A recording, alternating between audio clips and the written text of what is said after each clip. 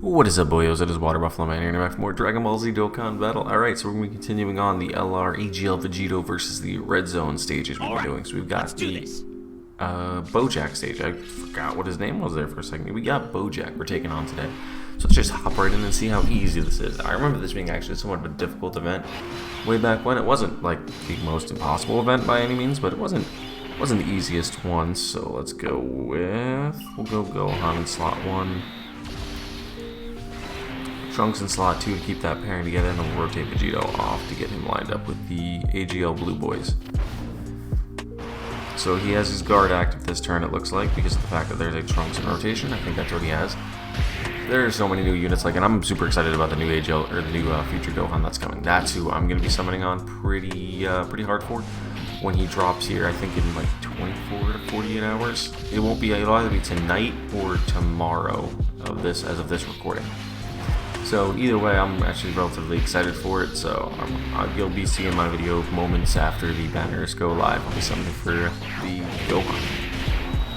Alright, so let's see what we got going on here. Took out the first guy of BOUJACK's team.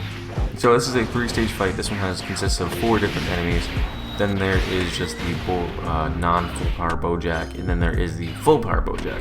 So there's 3 different stages we have. Okay, nice dodge. Alright. Since we're rotating the VEGITO onto this rotation, we'll actually keep the Bulma linked up with the Super Saiyan Blue Future Blues. We'll keep them linked together for now, just because of the fact that it'll give us that additional rotation with her and the dual VEGITOs next rotation. Alright, so we got a crit on Super Attack 1 against... why can't I remember her name now? It's not Fasha. Why can't I remember her name at this moment? Zanya, that's it. Alright, so these events have gotten actually drastically easier.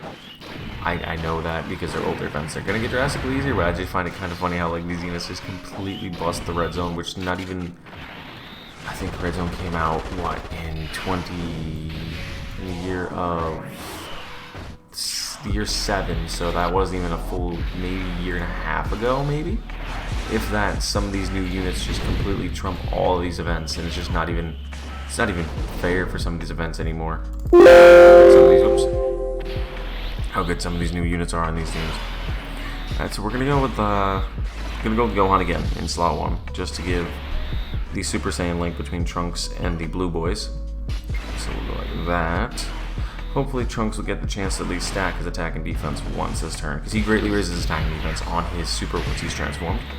Which I know I cover that every time. I just like to make sure it's specified in videos in case people wonder why I'm doing what I'm doing. So yeah, he stacks his attack and defense greatly, so it's a huge buff for him. And Gohan did his double super, so 6 million turn 1. Not bad at all.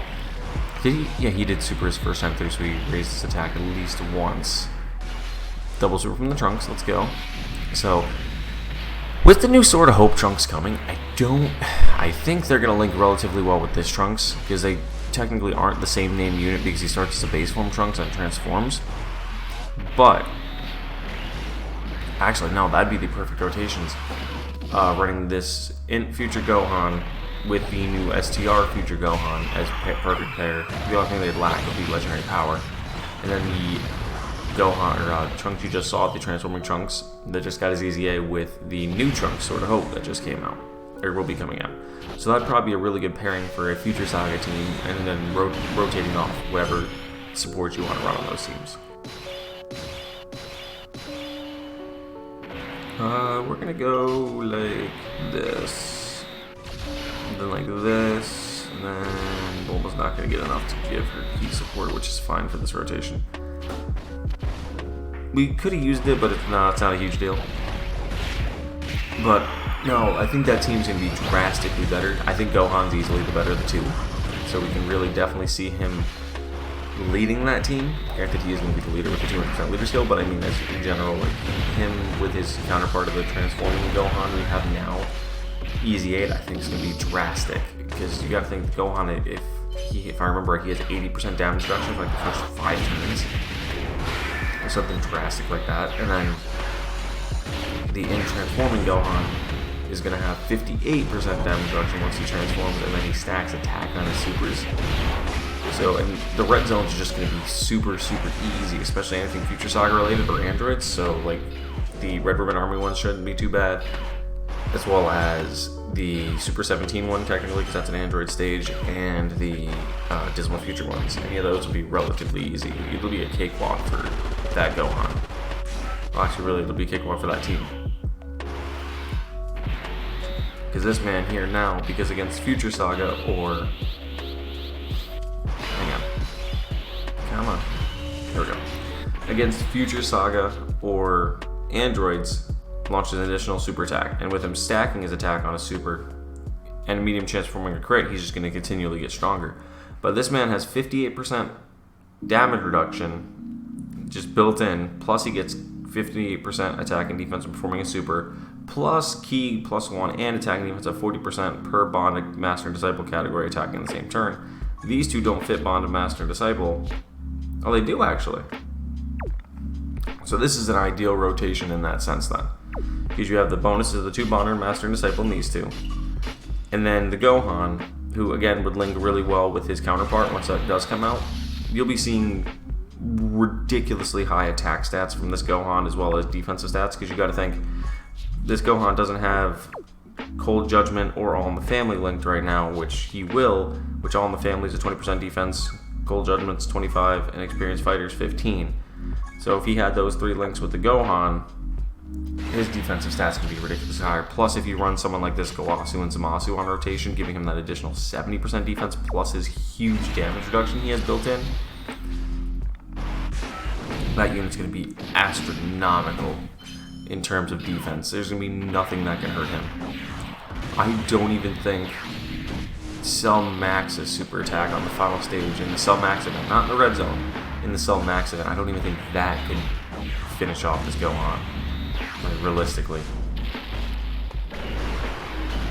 And if I remember right, the Gohan raises his attack and defense for one turn on his super, so as long as if he's in slot 2, but you wouldn't really run him in slot 2, you'd run him in slot 1, kind of how I'm running this Gohan.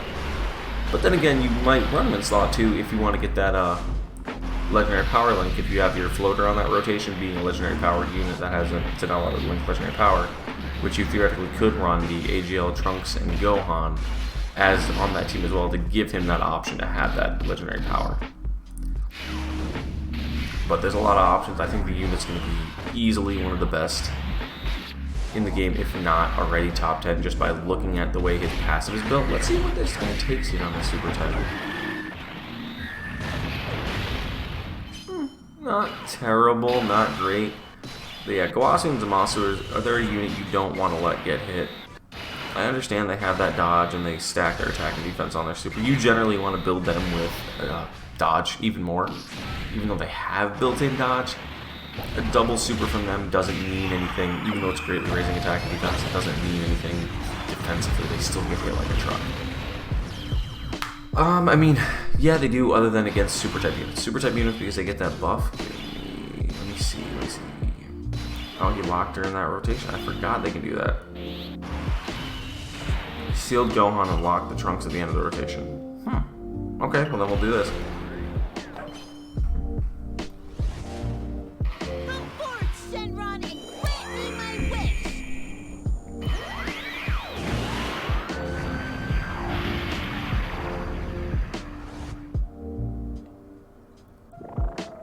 Your wish has been granted. Farewell. Alright, so let's take a look at everybody real quick before we activate the rest of Bulma's passive.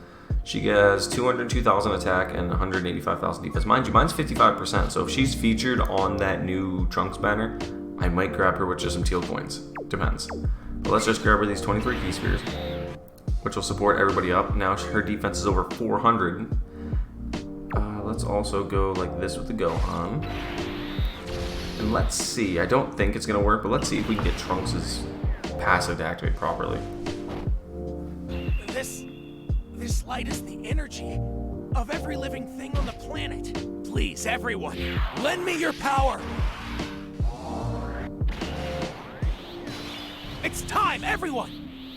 What I meant by activate properly is actually change some key spheres, and yeah, actually it kind of did. Normally I only get it to change like 1 or 2 at a time. but this time it actually changed quite a few of them, so I'm okay with that. And Bulma's got a guaranteed double super. She's got built-in damage reduction. She gets 7% damage reduction with every turn she's out there. So if this being her third turn, she has 21% damage reduction on top of her defense. And that's why she took that for under 100k. Add 55% on a... She's only 150% too on this team. She's not on a 200% team for this right now. So she's drastically not at max power. Not even close. This unit was just built so perfectly when they released her that everybody went nuts. I'm glad I was able to actually grab one. I got her to 55% and then I just left it at that. Gohan's not going to super because of the fact that he sealed him. So next rotation is going to have to be clutch from the blue boys. 16 million. That's without me really letting this Trunks build anything up. I could have built him up and let him just gradually like stack the whole fight and then activated this, but I really didn't see a point. Alright, are they sealing anybody in position anywhere? I think, oh yeah, they are. They're locking Gulasu and Zamasu in slot 1. Alright, so we'll let VB finish this off then. Take a good long look. This is the true power of VEGITO. Final Kamehameha!